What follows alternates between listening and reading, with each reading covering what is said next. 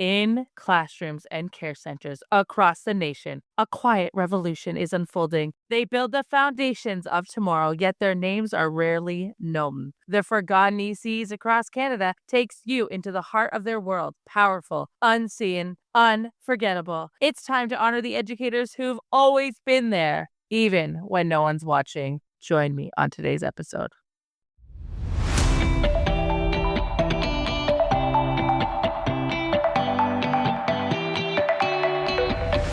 Welcome to the Forgotten ECE, the show where before and after school educators, summer camp and PD staff, and CYWs have a place where they are seen, heard, and valued. I'm your host, Jamie Wegler, and I am so excited you're here.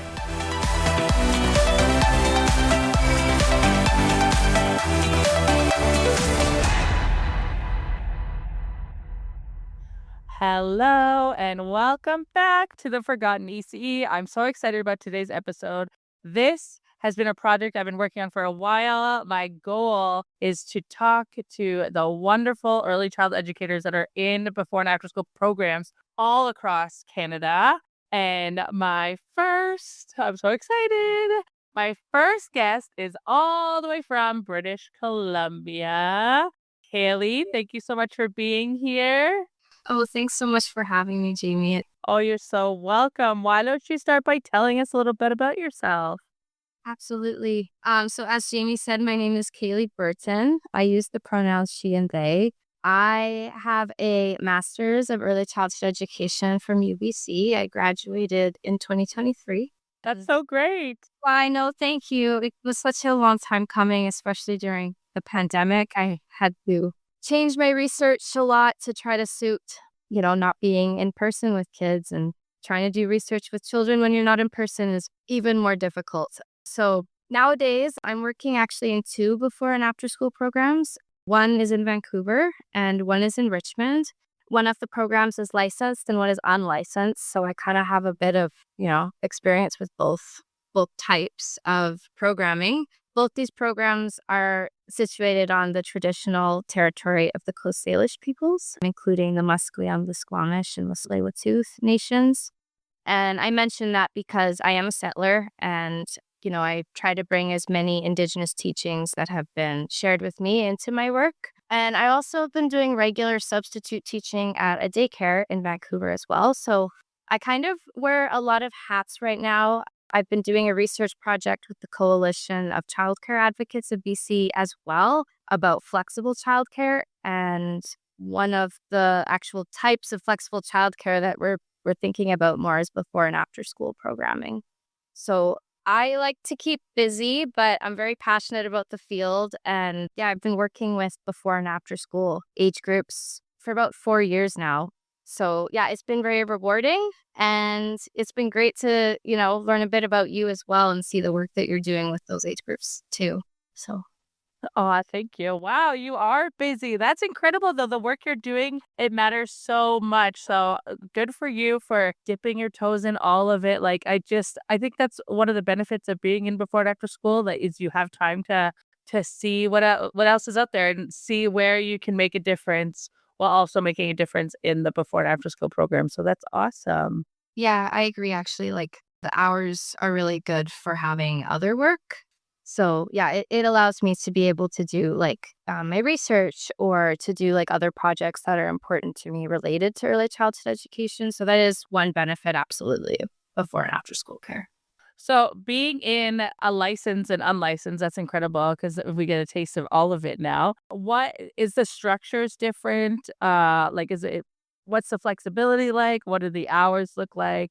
Yeah, so it's been interesting because I think there is a perception that if it's unlicensed, it's somehow lower quality, but I don't think that's necessarily true. I think there's a lot of ways that you could still meet licensing standards but be unlicensed. And especially in BC, a lot of before and after school programming is unlicensed because they're trying to meet a need in the community. So part of that has to do with funding, and part of it has to do with just there's not that many spots available.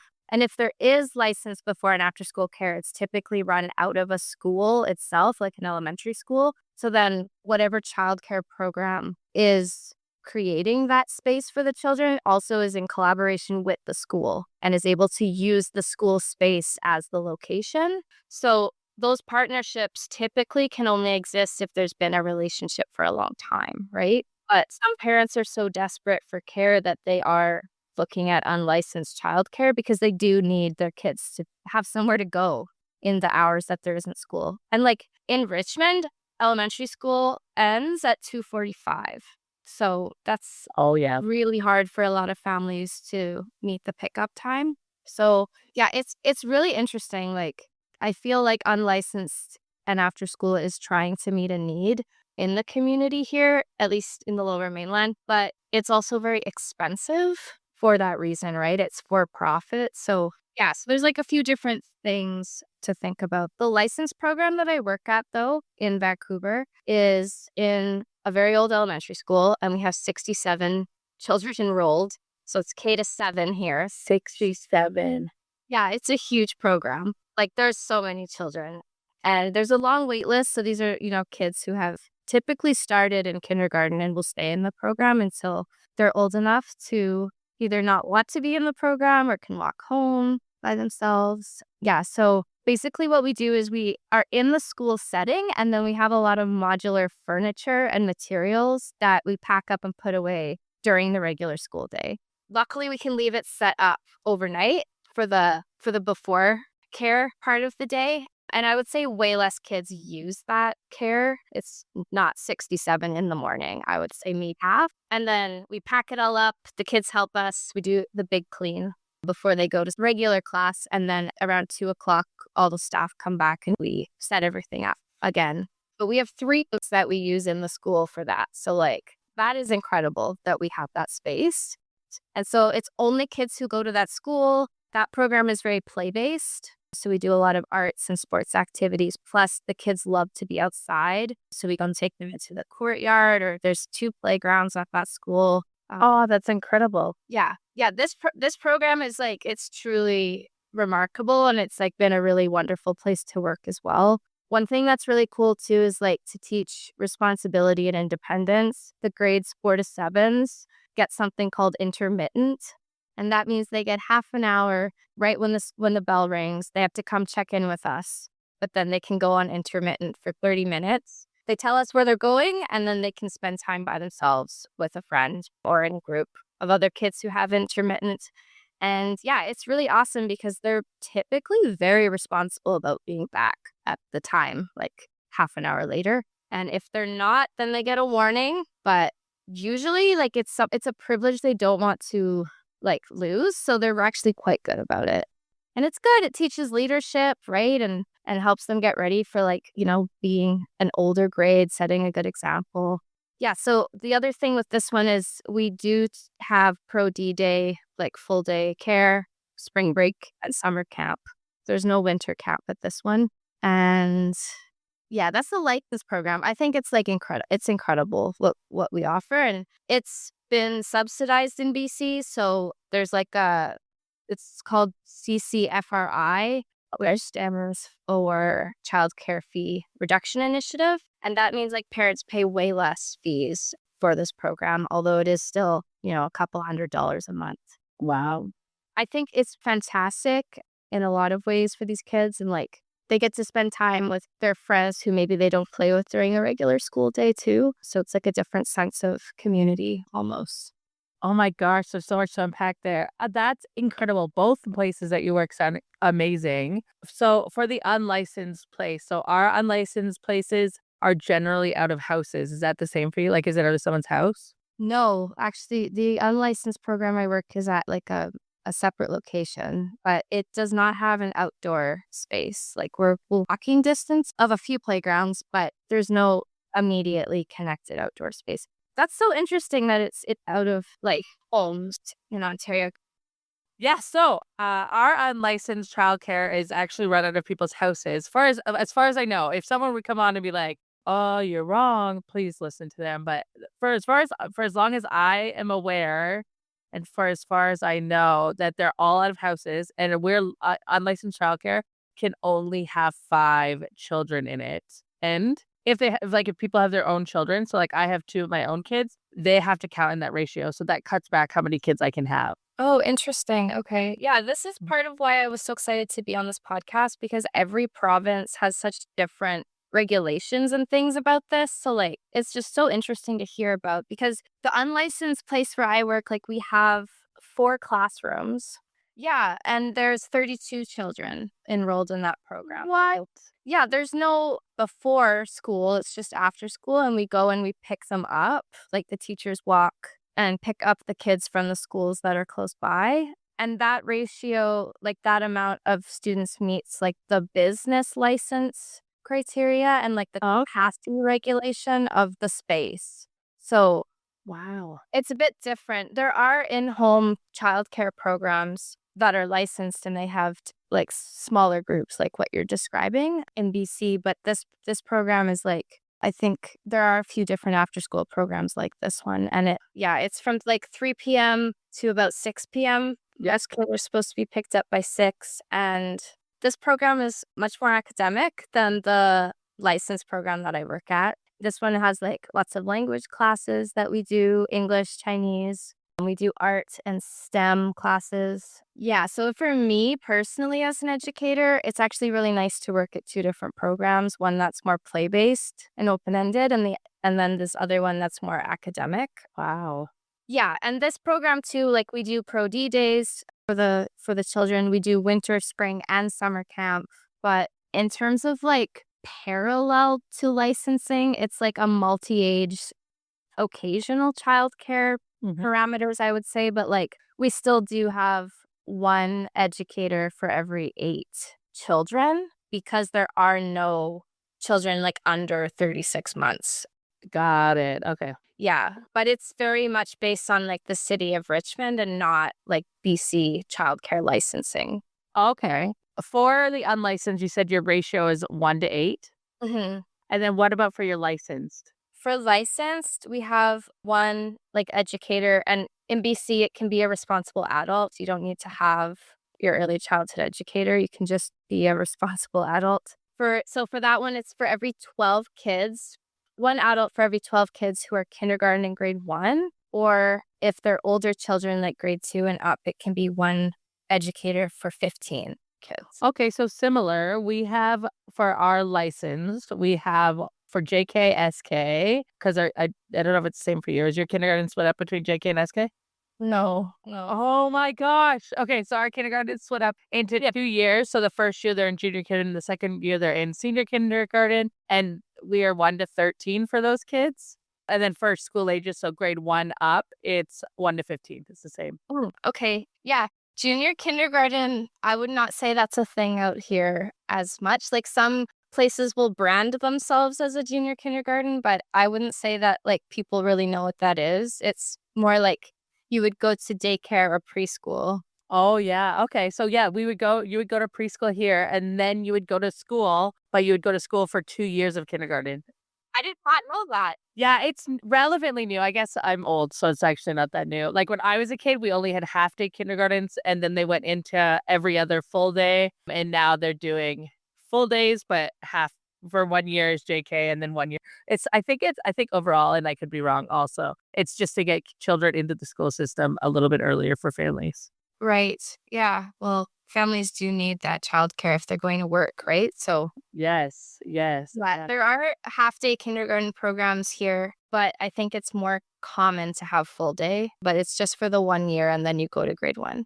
Okay, okay. Yeah, super interesting. So what made you choose childcare and what made you choose like getting your master's in early child education and has landed you in these awesome centers that you're working at? Okay. Well, I wanted to do a master's degree. I don't know. I really wanted to do research with children and I wanted to basically just keep learning more about like child development.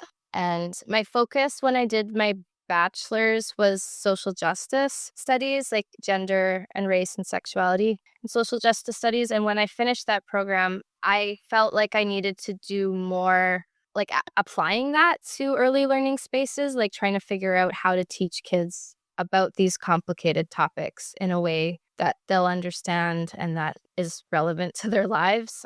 It's easy to think about these things in university, but actually teaching it to a 3-year-old is different. So I wanted to do a master's for that reason. And then one of the things was when I started my program, I took an additional course to make sure I could apply for my early childhood educator assistant license so that I could start working in childcare. So that helped me to get into the field, I would say on the floor. I started working at the unlicensed center because the hours worked with my university schedule and it gave me a lot of really good classroom experience, which was great. I was able to try out pretty much anything that I wanted to try with the kids. I learned good classroom management skills. The hours were really flexible to do before and after school care, which was something that I needed with my studies. And then I think because school age, it includes early childhood education, right? It's technically ECE is up to grade 3, age 9. So I felt like I was still getting that experience. But then as an educator, it's really nice to be versatile in teaching older age groups too. So that's something I really like because sometimes I'm with the kindergartners and that's a very different style of teaching than being with the grade 5 and 6 kids, right? And I like being able to jump back and forth between those age groups. It makes me feel like I'm actually a strong educator, right? Yeah. And well, and you are there's no one off the street that can come and do what we do because, and that's just it. Even when you have a room full of children that are from kindergarten to grade 5, you're able to create activities that are good for the kindergarten child and the grade 5 child, and how you expand and how you explain it and how you let them do the activities. There's different ways and there's so much more to it. And that's one of the other things I want to bring through with the Forgotten ECE is that there is so much more to these programs than people understand. So no, you saying that absolutely, you are an educator if you can do that. Yeah, because you have to plan an activity, but then gear it up for the older kids, gear it down, somehow get those kids to interact with each other and learn from each other while you're doing these activities too. It is a very different skill teaching multi-age. And I like it. I like that it keeps me on my toes in that way. And it's very clear if the activity is not if the older kids are just not into it, it's no obvious, right? And they let you know. Yeah. So it's oh, okay, cool. That's a good learning moment for me to improve these things I'm trying to plan. And then the other thing is I love working with children. I find it very rewarding and very challenging. So I also, even though I have my master's, I had to go and take other courses to become licensed as an early childhood educator. There's a lot of bureaucracy in BC around that. So I have my ECE now, and part of why I wanted to get that was because we have a wage enhancement program in BC. So the government tops up our hourly rate if you work in a licensed center. So that's only for licensed. But that was another reason that I wanted to work at both programs was the unlicensed center. Nothing government funded applies to that. So it's very much what the employer will pay the educator. Whereas licensed, they can have their wage, and this place is unionized, so I'm very lucky that way. But then there's the government top up, which in BC is $6 an hour right now. $6 an hour. Okay, my Ontario friends, if you're listening, did you hear that? $6 an hour. So our wage enhancement right now, where I work, where in Ontario, is $2.20. Right?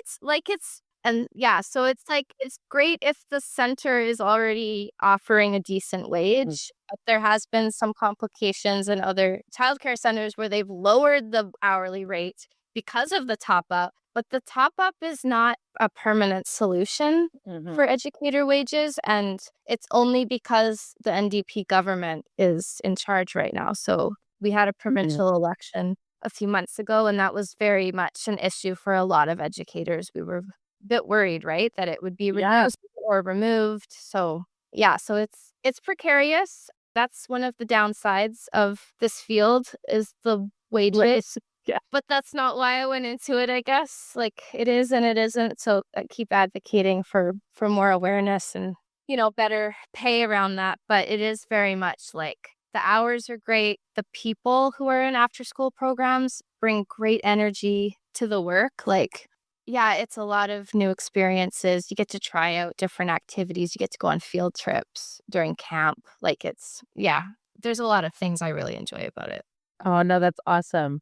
Thinking about the funding, I'm going to go back there for a second because you talked about the acronym that involves cheaper childcare for families. Yeah, so there's a few different sort of government initiatives right now. The big one in BC is the $10 a day program. Yes.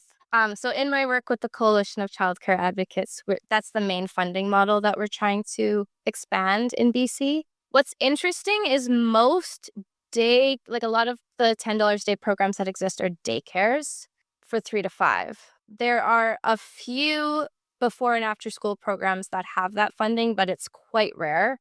It's something that we're looking to expand in BC, but right now it's kind of unfortunate because the $10 a day program was gaining a lot of momentum the last few years, but right now it's stalled, if not moving backwards. So a lot of daycares are not making the criteria. The amount of paperwork you need to apply for these programming is a huge barrier for a lot of places. So yeah, and the government has made a lot of promises that right now they're just non-keeping. So there's that. It is amazing because then families pay $200 a month, which would be incredible, right, for childcare. There's one $10 a day school age program in Squamish and another in Pemberton, and that one's called Sea to Sky, doing really great work. And then there's another one in Vancouver called Britannica, and they also have a $10 a day childcare. Wow. But it's very rare. And then for programs that don't have that, there's the Child Care Fee Reduction Initiative. And so that that's what. yeah, that one will supplement a lot of the childcare fees for families. But in the licensed program where I work, it's about $300 a month that families pay. But it's more expensive for kindergarten for some reason. And I'm not totally sure why, but if your child is enrolled in a kindergarten before an after school program, the fees are still higher. So it's kind of an interesting thing. And then the wage enhancement is the other big funding right now, but that's for educator wages specifically. So there's a few in BC that are good, but yeah, CCFRI is definitely something a lot of families rely on and a lot of programs rely on too. Okay, yeah. So we have Seawalk also because it's national, which is the $10 a day childcare. Same thing though, especially with the federal election coming up. We already got emails saying that we have to basically email our families and say we don't know if we're going to be able to keep doing low fees. But yeah, we don't have anything else. So our $10 a day does not touch any before and after school program. It stops I shouldn't say that. It stops when the child turns 6. So if they're enrolled in before and after school program because they're in kindergarten, they still get a lower fee. But the day they turn 6, it cuts off. So if they turn 6 in the middle of the week, literally half the week they're paying one fee, and the next half of the week they're paying the other fee. We're not allowed to cover it. So our kindergartens are paying. We're not at $10 yet. I think we're at $12, and then my school ages are paying more than that. I think in BC, it's for families, it can be up to $900 a month per child, which is pretty amazing. I'm moving to Alberta in a few months, and I've been doing some research into the $15 a day program there. Yep. But what's interesting is that sounds really good, but the subsidies that families are receiving currently for their childcare is actually saves them way more money than $15 a day will. And there's not been a very clear transition or timeline for families on that. So their fees are going to actually go way up with $15 a day. So it's kind of interesting because I do think the government needs to invest in childcare, but there's just so many contradictory messages and it's very convoluted where the funding comes from. So a lot of ECEs, we just don't know this information and it's so complicated. And I think for a lot of programs too, taking on just a lot of time and energy for overworked educators, owners, and operators already to apply for these funding programs. But then the permanency of the funding is uncertain, right? We don't know if it keeps changing with provincial governments. it's very obvious that we need to invest in childcare for families and educators and children, but it still seems to be up for so much debate in Canada. So that part can be a little bit discouraging at times, I think.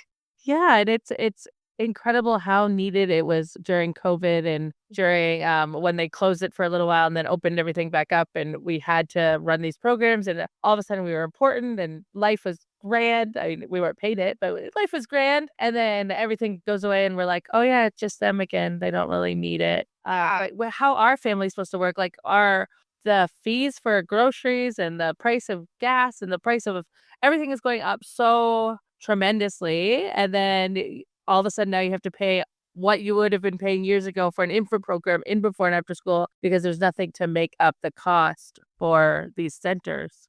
Yeah, yeah, absolutely. That's the same sort of situation out here too. But these before and after school care, like I do see just how like grateful families are and how much relief they seem to have. Like they know their kids are in these programs, they're learning, they're making new connections, they get access to really cool experiences. Yeah, and you can see like because most parents come in to drop their kids off in the morning and they're like work clothes, right? And then they come and pick them up.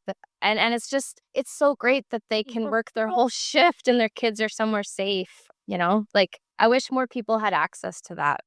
Well, yeah, and like the more we talk, the more like I'm getting all these like, oh my gosh, yeah, let's talk about that. Oh my gosh, yeah, let's talk. Like, there's so many differences, but yet we're so intertwined as a nation in the need of childcare and the struggle we're facing. Speaking of struggles, what is your attention like for before and after school educators or like hiring and recruiting staff? Oh, that's a good question. I think the main problem in BC is we just don't have enough spaces or programs for families. Like, I live in the city, like the big city, the lower mainland, where there's the most programming and the most options for families because there is a lot of for profit, unlicensed models that have cropped up too. But from the research I've done with the coalition, more rural areas, there's like childcare is even more scarce and more in demand. Like there's just not enough spaces, especially for before and after school care and like school age care.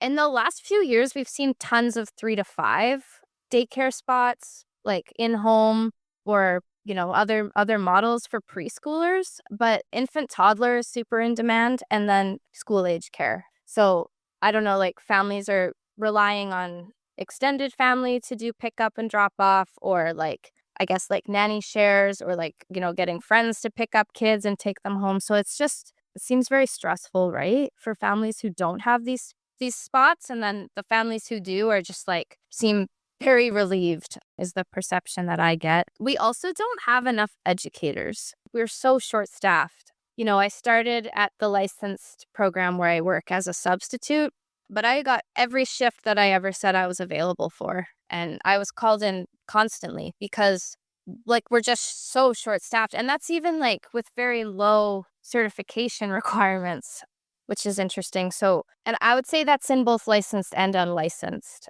are really struggling to recruit educators, but the wage is not very good. So, I mean, that's kind of like an obvious sort of fix that we could have.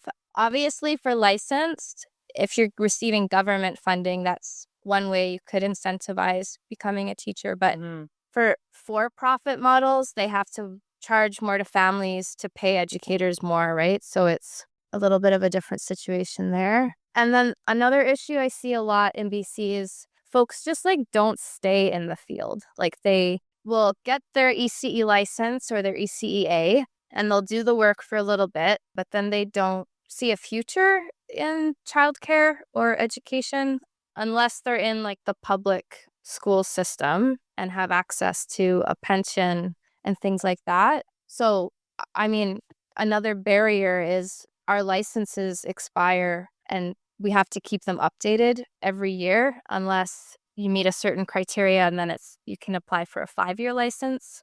But a lot of educators I know just let their license expire, and then the way to get your license back is also quite convoluted. So it makes me think a lot about just like these bureaucratic processes that are preventing people from staying in the field as engaged teachers. We also have a problem, I'm sure this is the case in Ontario too, that if you work in alternative education or childcare, you're just not seen as somehow as legitimate of a teacher as if you work in a school board or a school system. So I think that's a sort of a bigger perception of the work that we do, but it definitely influences all these other factors for why people don't want to stay in the field. Oh, yeah. Yes to all of that. Like literally everything you said, we're feeling here too.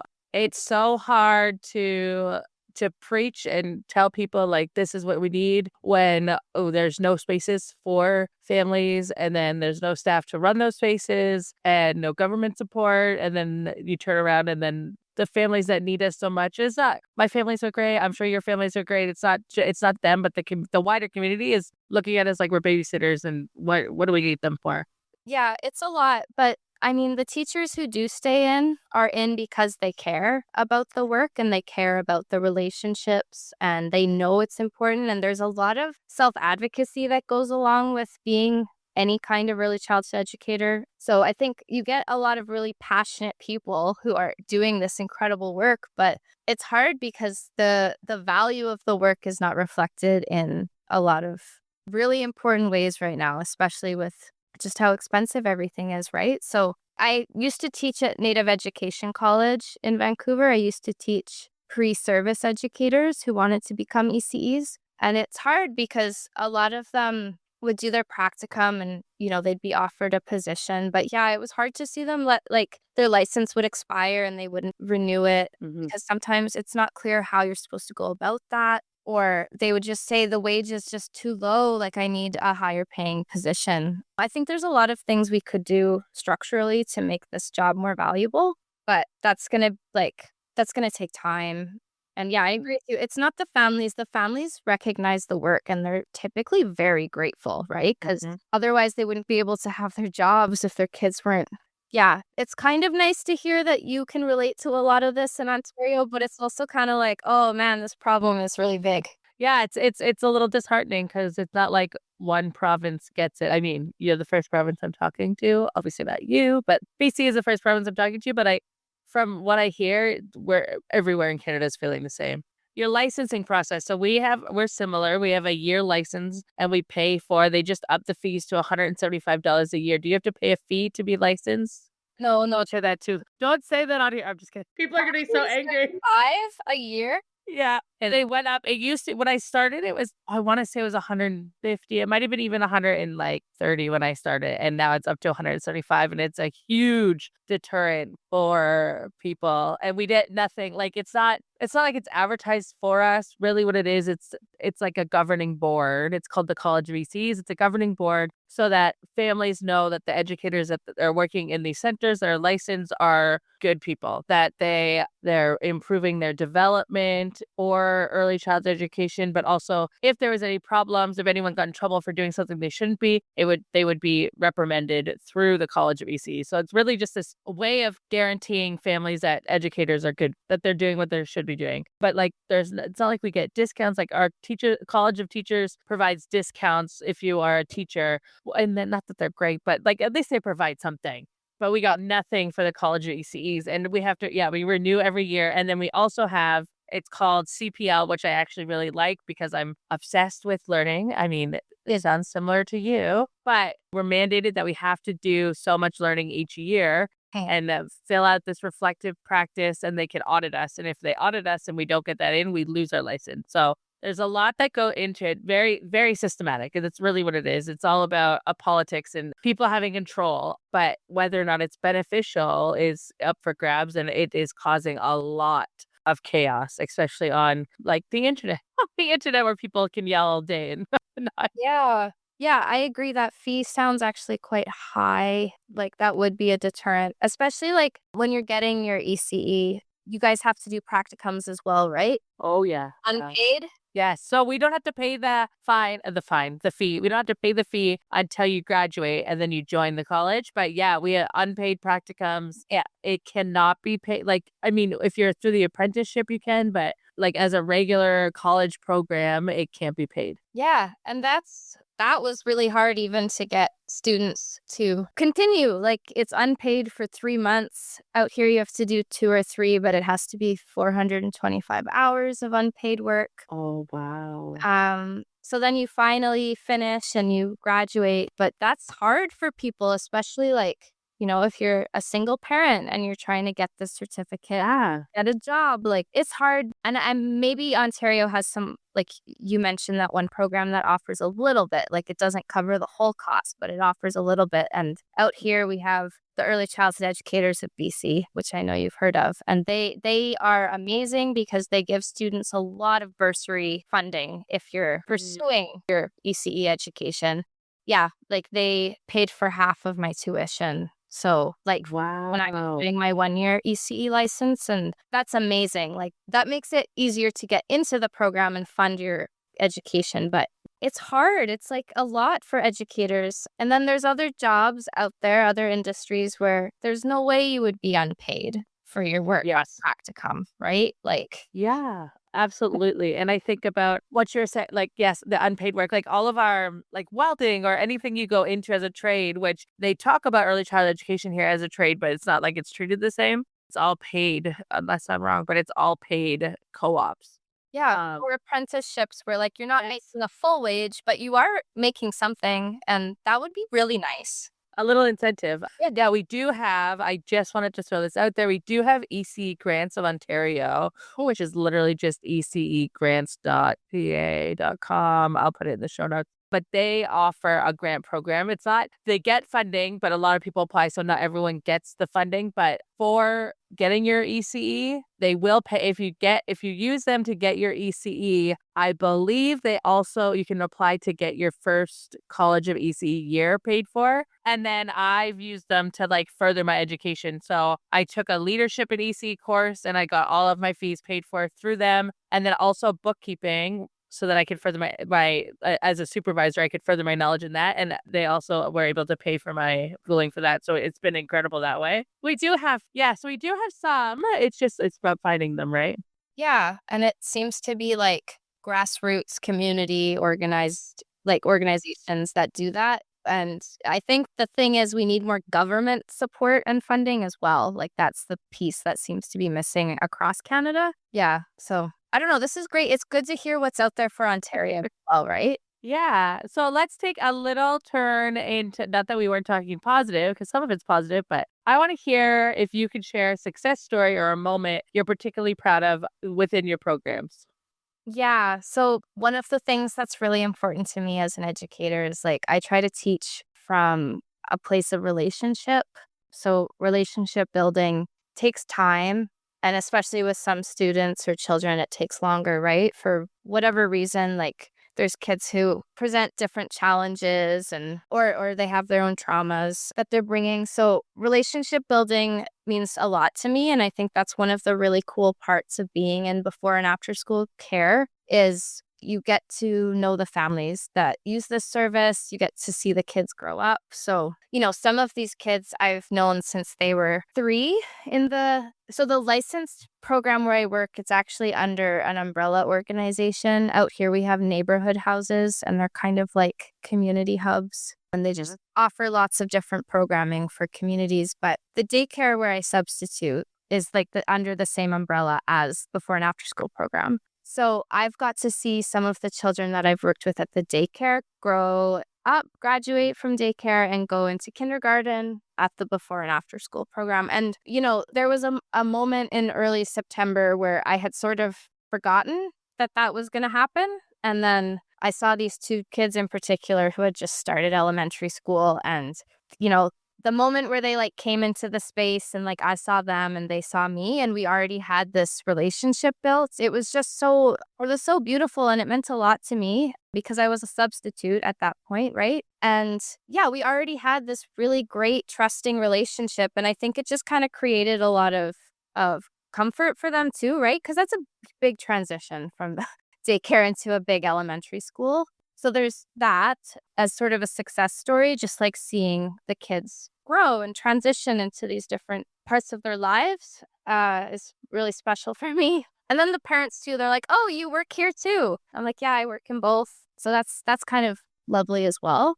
Another story I have for the unlicensed. So there was one day I'd been working teaching like a preschool class. It's sort of like an English and math class, I would say. And there was one child who I've worked with him for maybe 2.5 years now. And there was one day he just like would not come into the center. Like he just refused, but he doesn't at this time he was so very nonverbal. So it was hard to kind of understand like why he didn't want to come in because nothing had happened that was out of the ordinary, like, previously. And the parents were also like, we don't really understand, like, but he just like doesn't want to come in. And I would never force a kid to like kind of like, you don't need to come if you don't want to, like, situation. This was on like a Saturday class. And anyways, we figured out like he eventually came in. It took some like, encouragement. We had a fine class, but the next week it happened again. So eventually we figured out he wanted his little brother to also come into the class, and that was the issue. Was he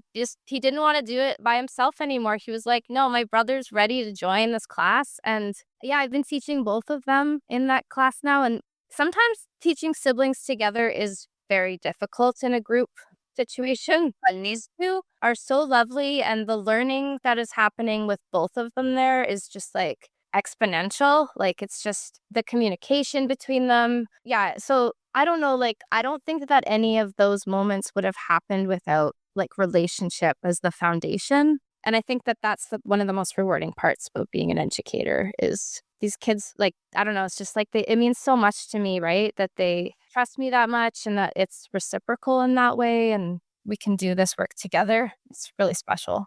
I love that so much. I often talk about how hard it is for us as educators, at ECEs all around, to build these incredible relationships with these children, and then they go off and they graduate or they move or they leave us and they go somewhere else or wherever the world takes them, and then they forget about you. Like, and maybe they don't forget about you. So we leave lasting impressions. That's so true. But sometimes families don't think about the impact their child has on us also. And then you spend a night sitting when you're thinking in bed at night when your brain is working it's not supposed to be, and you're like, I wonder whatever happened to so and so, or I think about this person.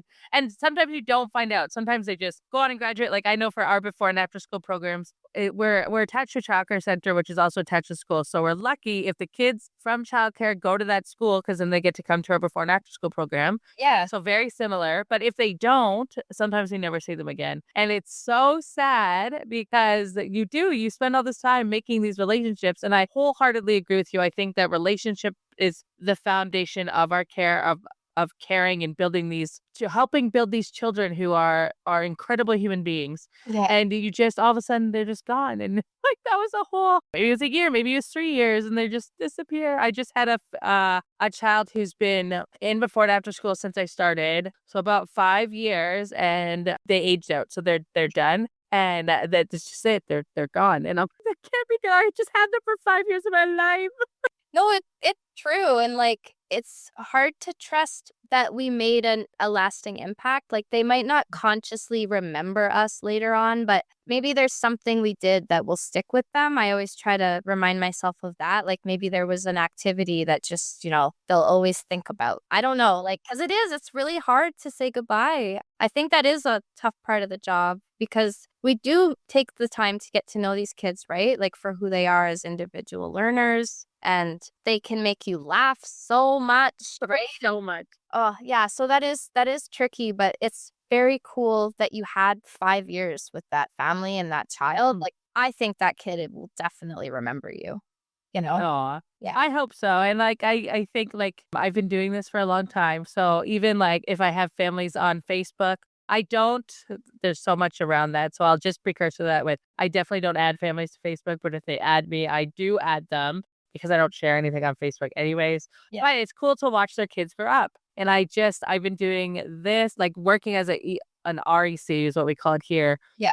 For going on, oh my gosh, it has to be 14 years now. And some of the kids that I started with when I was in placement have graduated college, and I get to see them on Facebook graduating college. And if I saw them in the street, they probably would never say anything, and that's totally okay. But like watching them through their families' lives, like graduating, being successful, and all of this stuff, it's like it's so empowering. Like, wow, I remember you when you were like 10. I remember you when you were 9.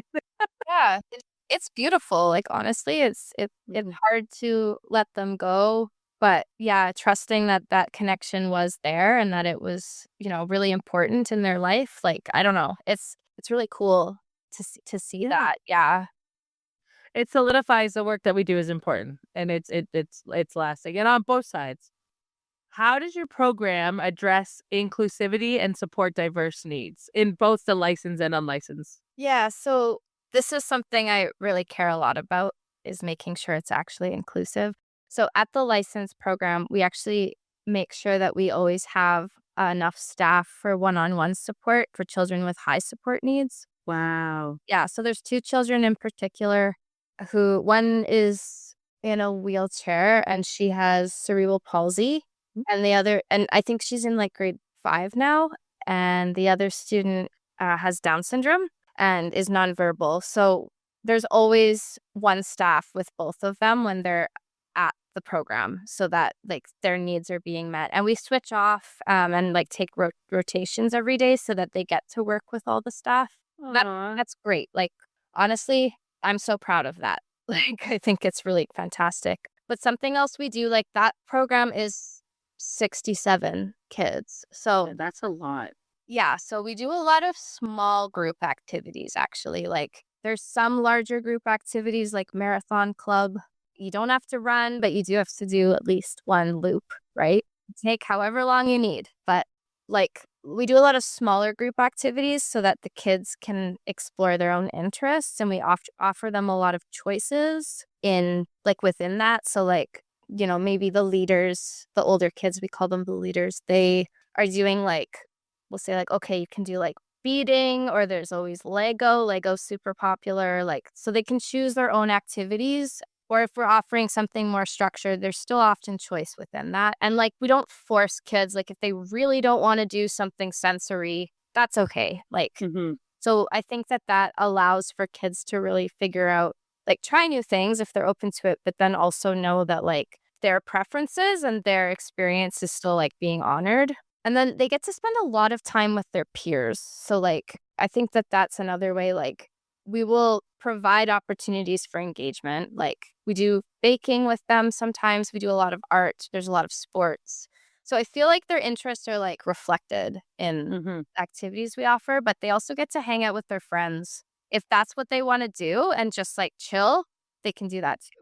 And then at the unlicensed program, because it's more academic, one of the focuses there that I feel proud of is it's very individualized for the child. So like we do, if the parents want them to focus more on like the language side of things, we'll do like an assessment of their language skills, and then we will focus on teaching them that part of English or Chinese or French or whatever language it is that they are being supported in. So that's really great because I think it helps the kids, like, they're still learning in a group setting.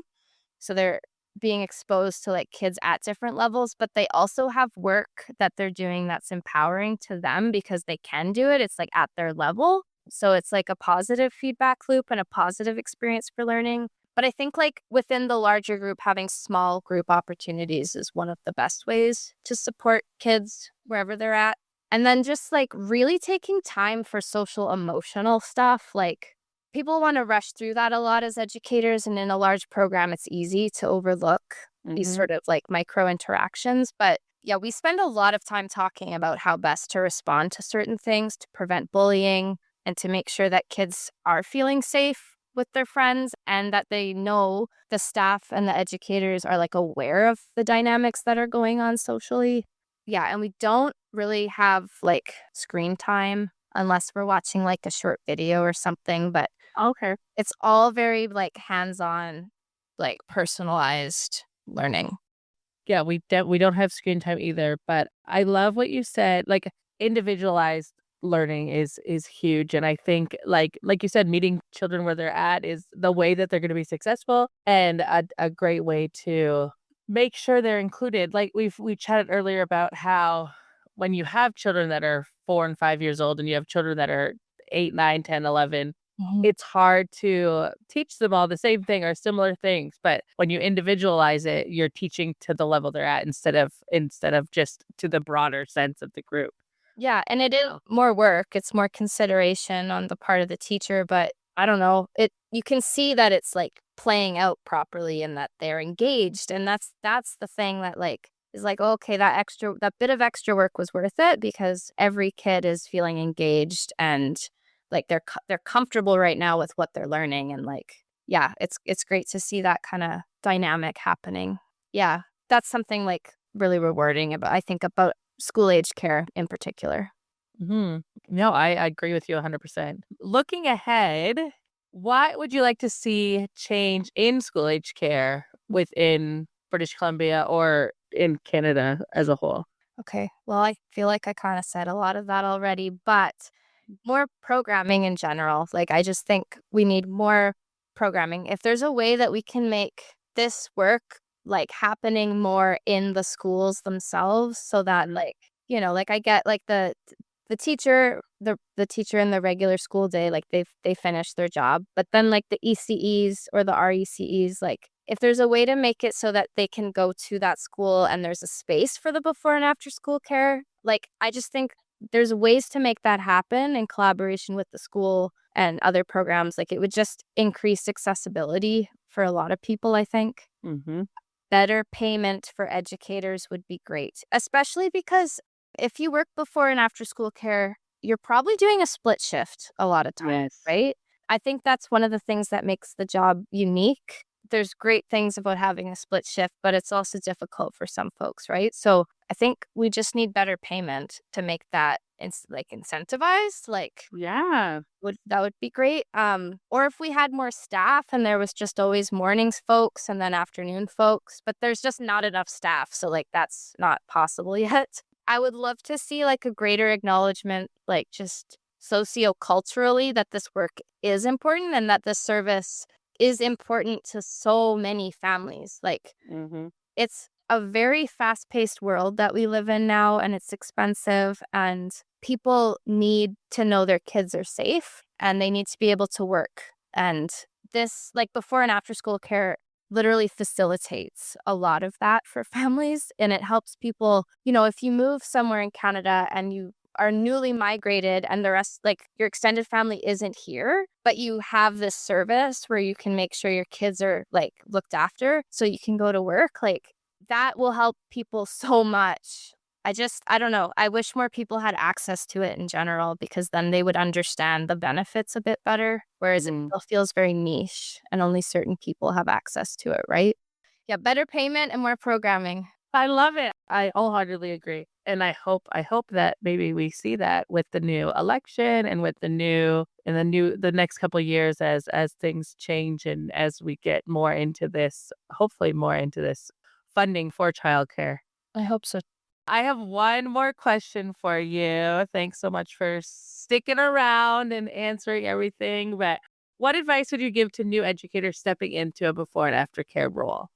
Yeah. So one thing I love is you can bring new ideas. Kids have already been in school all day. So even if they seem like weird ideas, there's so much we can do, right? And there's so many different types of learning that we can do. Like we can get messy, we can do science experiments, we can go outside, we can do field trips during summer camp and things like that. Like it's bring new ideas to the field because sometimes teachers are tired. And if you're new, like, fresh ideas are always appreciated, so that's good. It's also, like, very fast-paced, like, the hours are really cool if you don't like to get up too early all the time, you could do the afternoon shift, right? So but the shifts are short and it's really fast-paced, so that works well, I think, if that's what you're looking for and you don't wanna do 8-hour shifts or if I don't know. It's just, like, nice to have, like, that kind of flexibility. These programs, like, if you work in a program like this, it also works well if you have multiple jobs. So, like, I've always had a lot of different jobs at once. And I actually really like that. I really thrive on that. So like if you're someone who enjoys trying different things or maybe like relies on the gig economy a bit more, I think before and after school programming like can be a good fit. So the other thing is, even if you get started in a before and after school care program in BC, you only have your responsible adult or you only have your ECE assistant, you can keep going and then you'll have access to the wage enhancement and you'll get a raise, $6 right now, which is amazing.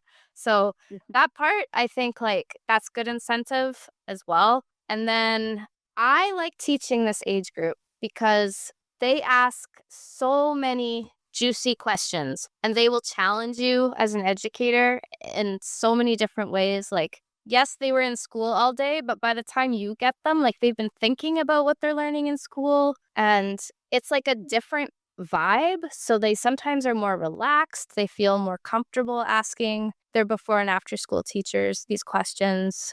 You get to play with them. You get to go outside and do cool field trips. Like, I don't know. There's just like so many benefits, I think, to doing this work. And the relationship is really different. It's lovely, but it's different than being like their regular school teacher. And I think the kids are aware of that, right? Like I recommend it. I think like it's good because it keeps you flexible as a teacher. So yeah, I don't know.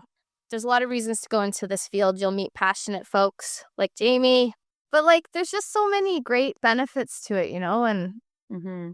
I think it could lead to other possibilities. Like maybe you do find you really love working with grade 3 students, and then you could go into being a grade 3 teacher or something like that. But I like the diversity of before and after school care. Like I like how much different types of activities we get to do. That's so fun. There's a lot. No one can see your face, but you're like shining when you talk about all the amazing things that come with before and after school. And it's so this is why I do what I do. This is why I'm here, is because of that passion that you're talking about and that you're alluding to. That's exactly what I feel when I talk about before and after school education and the children that we get to work with. So thank you so much for being here and sharing. Is there anything else you want to say, or is there a place that the listeners can reach out and ask questions about childcare, about BC, about, I mean, maybe Alberta because you're moving there? Actually, I have a question for you. So there's some folks who have been advocating for like a universal childcare system in Canada. Like, what are your thoughts on that? Do you think we should keep it provincial, or do you think it's possible to have like an across Canada like structure?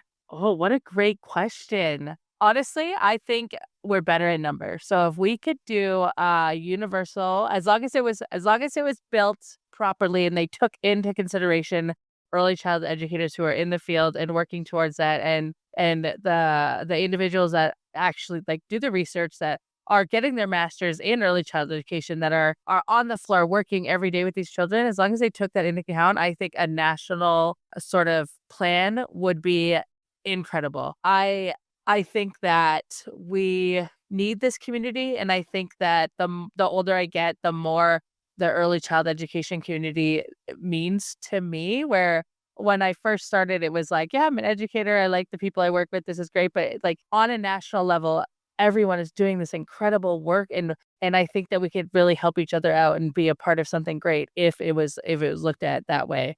I think, wow, that would be a dream come true. Yeah. What do you think? Are your thoughts similar? Do you think that it's better if we do it province to province?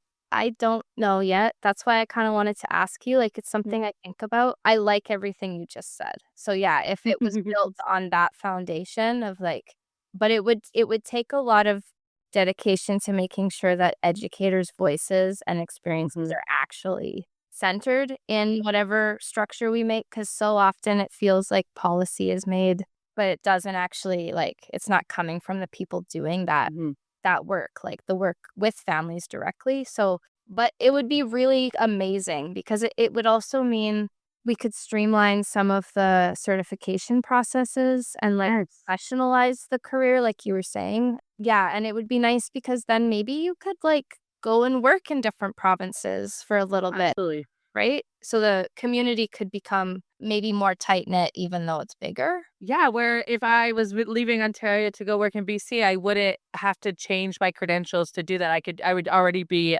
okay to work there. I think that would be important. But you're absolutely right. Right now, and I will call it out the way it is, the people that are making the rules for early child educators are sitting in offices that have no children around them. If they do, it's the kids that are being watched by educators while they're at work all day. And they're not in it. They don't know what we deal with, what we go through, the good, the bad, the ugly. They don't know any of that. And they shouldn't be the ones that are making rules for us. Absolutely not. Yeah. Yeah. So I don't know. I think it's a cool dream. And that's why I wanted to ask you your perspective, because I think it's worth thinking about and like imagining, but I don't totally know like how to go about it yet. So it's just something I wanted to see what. No, glad you asked because, yeah, it's definitely not something I had really thought about before, but it's.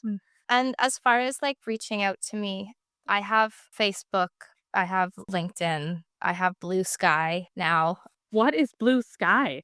Oh, like the alternative Twitter or X. Yeah. So those are the social media that I have, but I can also give you my email address if you want. I don't know. Like I'm available for questions on social media. I don't have a website right now, but maybe later. No, that's okay. You know what? Facebook and LinkedIn. LinkedIn's huge now. LinkedIn and now Blue Sky. I got to check out this Blue Sky because I had never heard of it. So that's really great. But thank you for spending your wow. Okay, afternoon. It's gonna be 3:30, right? You guys have no idea how long we've been talking, and it's taking me to wrap my head around that they're 3 hours behind. So strange, right? But thank you so much for having me. This conversation is like, these are always things I'm thinking about. So it's just really nice to share it with somebody else who also is always thinking about these things, you know? Oh, amazing. Yeah. Well, thank you, everyone. In the show notes, I'll leave where to find Cayley, and I hope everyone has a fantastic day. Bye.